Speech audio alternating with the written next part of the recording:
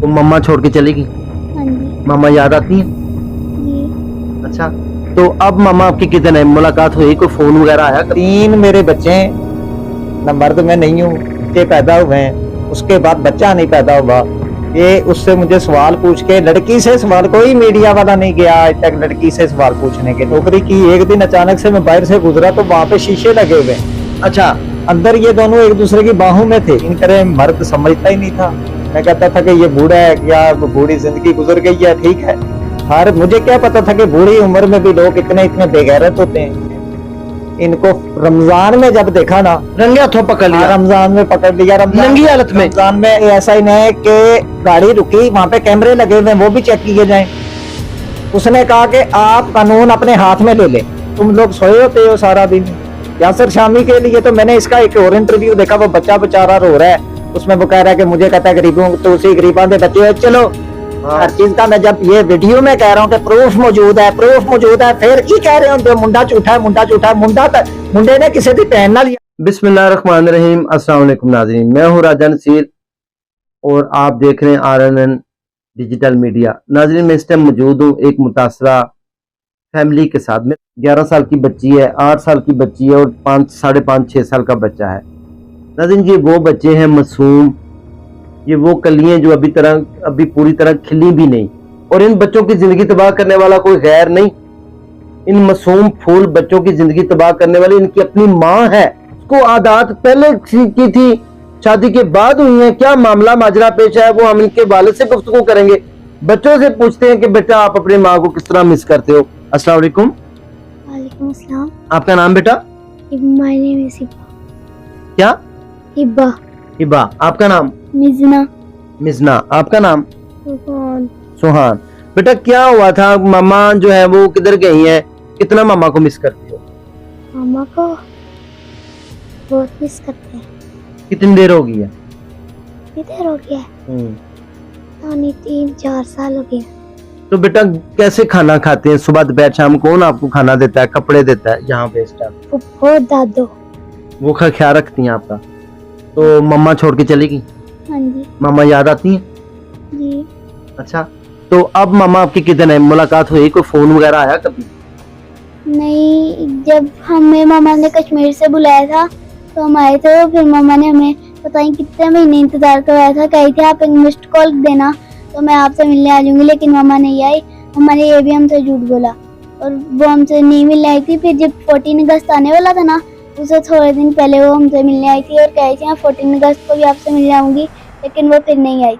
अरे आइए हम इनके हस्बैंड से बात करेंगे, लेकिन मैं रिक्वेस्ट करूंगा कि मैं बच्चों को अब बाहर भेज देता हूँ। आप बेटा सब लोग बाहर चले जाओ। हम आपके पापा से बात करते हैं, हम उनको दावत देते हैं, वो कहानी सुनाएंगे मामला माजरा क्या है।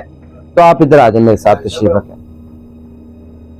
नाज़रीन, ये वो बदकिस्मत मुसलमान मेरे साथ मौजूद है। मैं क्या कहूँ, जिसने उस बदबख्त औरत को कलमा नबी पाक सल्लल्लाहु अलैहि वसल्लम का पढ़ाया, मुसलमान किया, और वो क्योंकि घटिया किरदार के जो लोग होते हैं उनको इज्जत रास नहीं आती।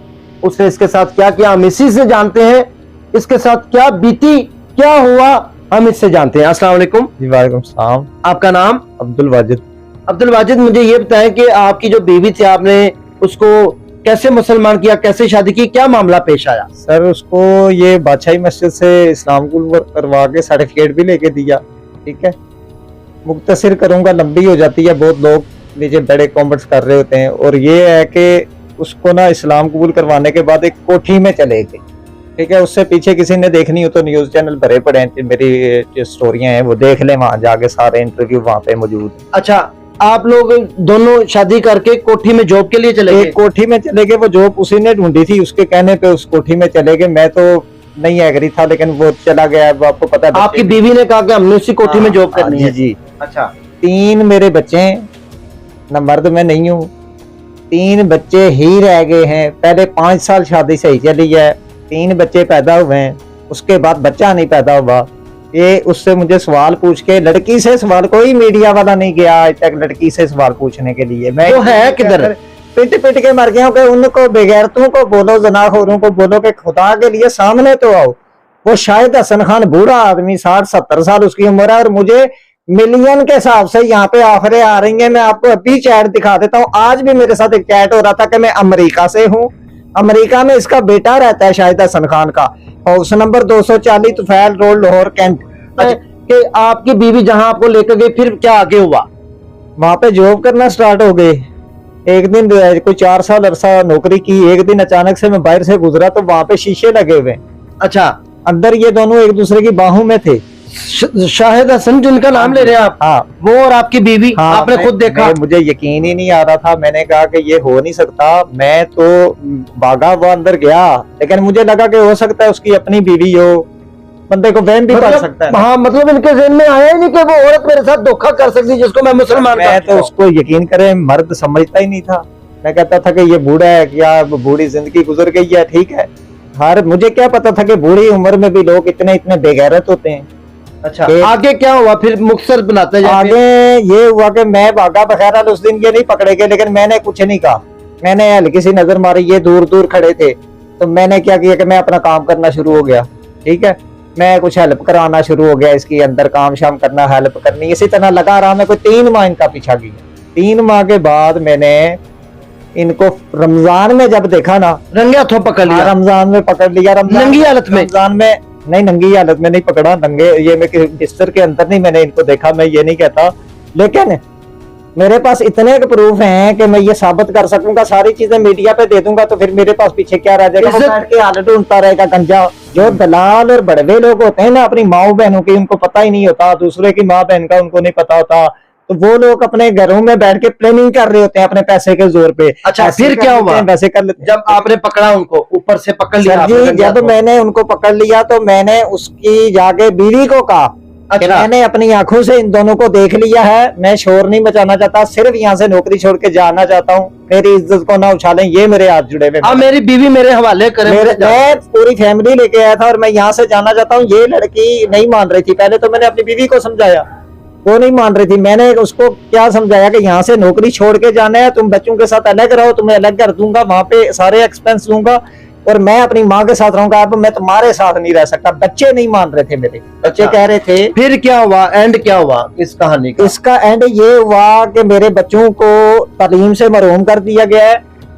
वो लेके आपकी बीवी को फरार हो गया, आपने अलहदगी बच्चों को लेके बीवी को वहां पे फैसला हुआ। मोहिदी यूसुफ वज़ीर आज़म बराए कौमी सलामती डॉक्टर मोहिदी यूसुफ पीटीआई के जो है, उनके वालिद साहब हैं doctor professor Waseem Yusuf gynae के हैं। अच्छा, ठीक है, शालीमार हॉस्पिटल से रिटायर हैं। वो आए, फिर झगड़ा बन गया, वो आए, वो उन्होंने आगे फैसला करवाया कि आज के बाद ये लड़की यहाँ नहीं आएगी तो ये शाहिद हसन खान, मैं, सारी फैमिली, इसके ये लड़की गलत पाई जाएगी। तुम सही कह रहे होगे।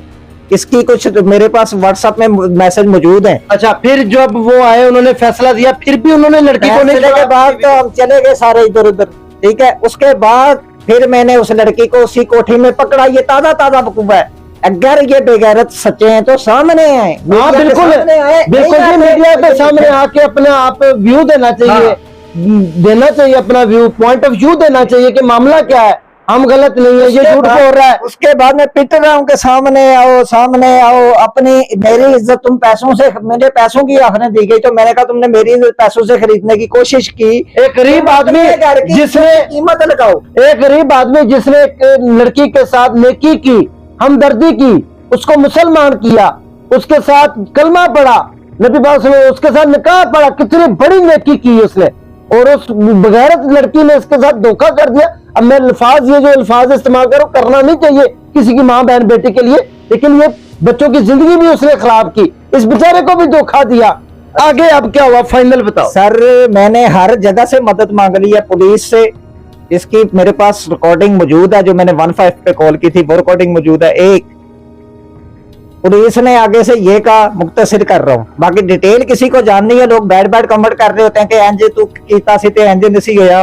डिटेल में ये कह रहा हूँ कि जिसको जाननी हो कॉल कर ले, राब्ता कर ले, कमेंट्स कर ले, मैं बताऊंगा जवाब। इनका नंबर जो है हम दे रहे हैं अच्छा, के ऊपर। अब ये है कि पुलिस ने आके ये कहा एएसआई ने कि गाड़ी रुकी, वहां पे कैमरे लगे हुए, वो भी चेक किए जाएं।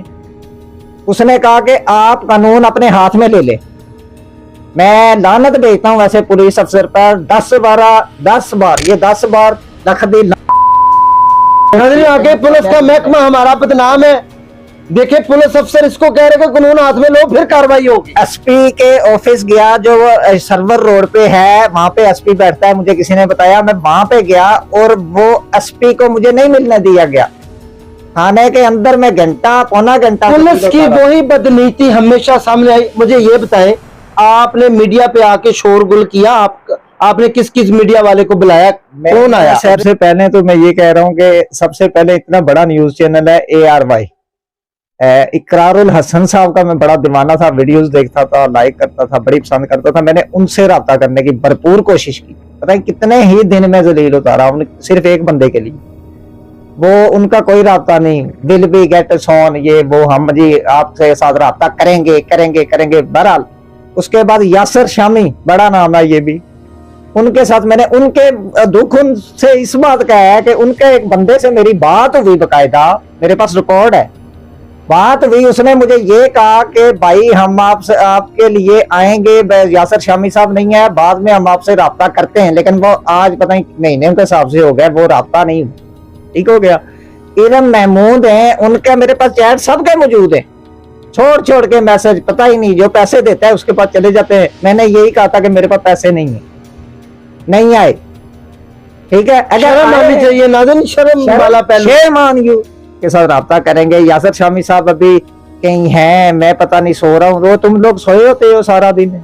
यासर शामी के लिए तो मैंने इसका एक और इंटरव्यू देखा, वो बच्चा बेचारा रो रहा है, उसमें वो कह रहा है कि मुझे कहता है गरीबों तो उसी गरीबां दे बच्चे, चलो वो हमारे चैनल एक झटके में शायद तुझे गरीब कर दे, एक झटके में तुझे ऐसी जगह पहुंचा दे कि तू दोबारा हिल ना सके, ठीक है। बेशक अल्लाह ताला की खुद अपना काद देखा है गिट्ठे से 24 घंटे दंदियां कड़ियां या मारे एक बंदा मुंह देते थे, दंद सारे तेरे अंदर से। मुझे ये बताएं भाई, आपके साथ ज्यादती हुई, बहुत ज्यादा जुल्म है ये, अब मुझे ये बताएं कि आप क्या चाहते हैं? छोटा मैं ये चाहता हूँ कि मुझे इंसाफ दिया जाए। आपको इंसाफ किस तरह मिलेगा? क्या कोई लड़की आपके साथ शादी कर ले? क्या आपको पैसे चाहिए? क्या चाहिए? शादी नहीं करे, मेरी जिंदगी के 14 साल बर्बाद हो गए, मैं शादी करके पछता रहा हूँ। मैं कह रहा हूँ कि उस बंदे को ज़िना करूंगी, जो सजा बनती है वो दे, बस इस बच्चे का मुतालबा है। पैसे मैं उनके घर पे लानत फेंक आया था पैसों पे। मुझे इंसाफ अगर नहीं दिला सकते तो मैंने ये भी कहा कि मैं इंसाफ लूंगा, खुद जाऊंगा, फिर मैं मरने मारने तक जाऊंगा। क्यों नहीं मेरी बात सुनी जा रही भाई? पाकिस्तान है इसलिए। मरियम नवाज साहिबा को मैंने मैसेज छोड़ दिए, उनके अंदर पोस्ट करे तो आई विल बी कट सोन, तेरी क्या भाई सोन, क्या विल बी कट, नहीं आती इंग्लिश मुझे, तो पाकिस्तानी उर्दू में बात करो मेरे साथ, ठीक है। आप लोग ऐसे घटिया है कि आप लोगों को सिर्फ पैसा, कुर्सी, पावर, यही लोग, यही काम तो उन्होंने किया है, तो फिर यही अवाम और यही हुक्मरान इदारे मेरे साथ करेंगे तो क्या होगा? नाज़रीन, मैं अब आपको क्या कहूँ, इसके चीखने चिल्लाना ये सच्चा है बेचारा। एक गरीब आदमी के पास चीखने चिल्लाने के अलावा होता क्या है, मैं अब आपको बताता चलूं। नाज़रीन, मैं ये चाहता है कि जिसने इसकी बीवी छीनी, जिसने ज़िना किया, जिसने जो कुछ किया, उसको उसके किए की जरूर सजा मिलनी चाहिए। इसकी बीवी को नजायज तौर के ऊपर रखा हुआ अपने घर में, उन्होंने उसके साथ निकाह भी नहीं पड़ा और वो वहां पे रंगरलियां मनाती फिरती है या शेख करती फिरती है। इस गरीब को इंसाफ मिलना चाहिए, वरना आप और मैं, हम सब जिम्मेदार होंगे। सर एक छोटा सा है कि यार नीचे कमेंट्स कर रहे होते हैं आप लोग, मेरे पास हर चीज का, मैं जब ये वीडियो में कह रहा हूँ कि प्रूफ मौजूद है, प्रूफ मौजूद है, फिर की कह रहे होते मुंडा झूठा है, मुंडा झूठा है। मुंडे ने किसी दी ये तो सामने आ गए, कभी मुंडे ने किसी दी भैन नूं छेड़िया तो सामने आ गए, कभी मुंडे ने अज तक किसी नाल इंज नहीं किया, मुंडे ने कर दिता। मुंडे दे कोल मुंडा पिट रहा है भाई, सबूत मौजूद ने, सच्चे ने, ते इत्थे आके बैठन। बिल्कुल बिल्कुल सही बात है, बैठ के मेरी गल्लां दे जवाब दें, सवाल चले ठीक है जी। नाज़रीन, आप समझ सकते हैं कि दुखी बंदा फरियाद ही कर सकता है, रो ही सकता है, चिल्ला ही सकता है। अदारों का काम है कि इसको इंसाफ फराहम किया जाए, हमारी गवर्नमेंट का काम है, गवर्नमेंट ऑफ पंजाब का काम है, गवर्नमेंट ऑफ पाकिस्तान का काम है। गरीब आदमी को इंसाफ, उसको इसकी दहलीज के ऊपर जजेस का काम है, पार्लियामेंट का काम है, लोगों का, अदारों का काम है कि इस गरीब को इंसाफ इसकी दहलीज के ऊपर मिलना चाहिए। और जो मुजरम है, जुर्मदार, उनको किए की सजा मिलनी चाहिए, चाहे वो कोई भी हो। नाज़रीन, इसके साथ अपने होस्ट को इजाजत दें, दुआओं में याद रखें। अगले सेगमेंट में दोबारा मिलते हैं, दुआओं में याद रखें। अल्लाह हाफिज़।